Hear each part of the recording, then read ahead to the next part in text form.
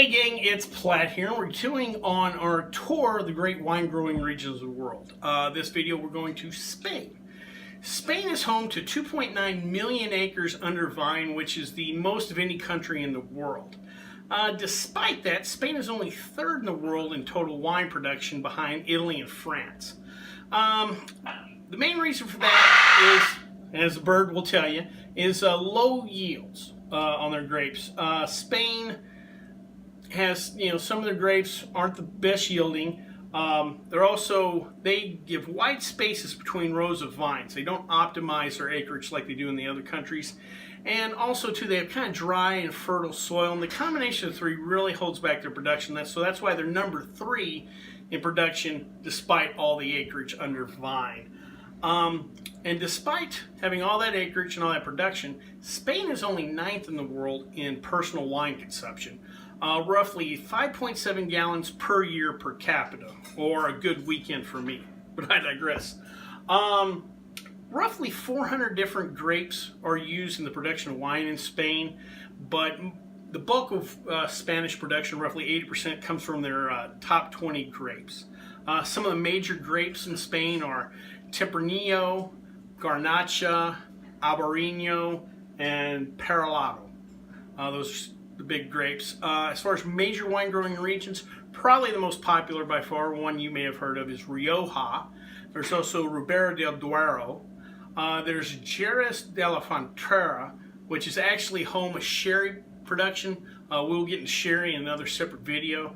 The term Jerez has been kind of bastardized by the English and ended up becoming sherry.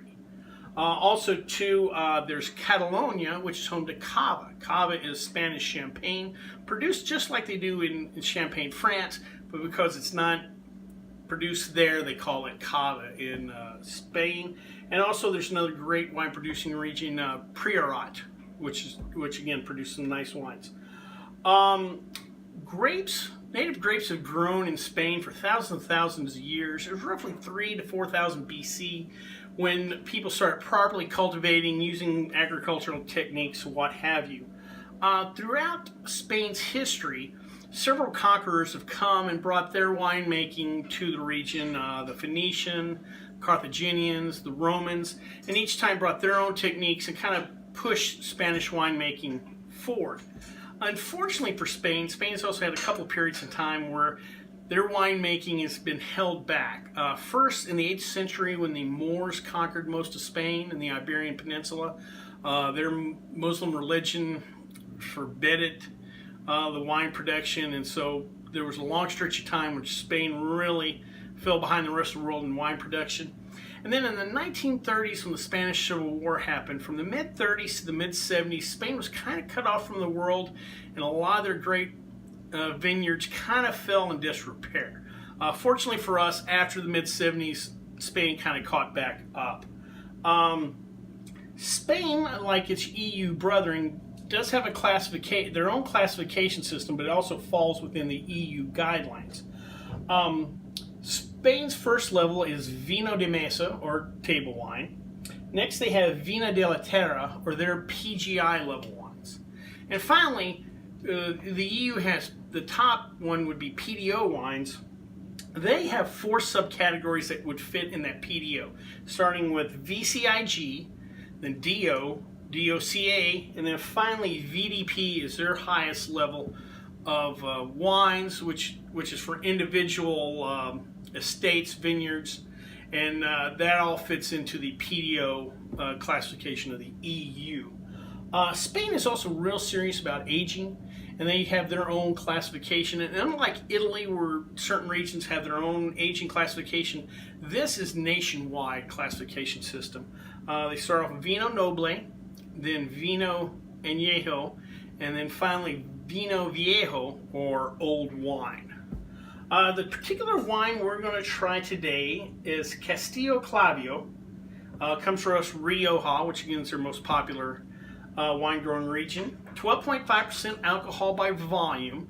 This is 100% Tempranillo grape, a grape we've reviewed before. It has spent 6 months in oak. This particular vineyard uses a combination of American and French oak. So let's give her a try.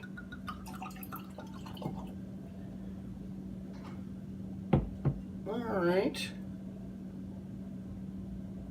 Plenty of fruit on the nose. Nice dark ruby color. It's not black like your bigger Cab, Zinfandel, stuff like that. Let's give it a try.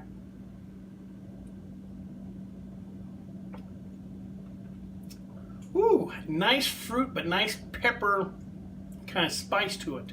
Kind of comes alive on the palate.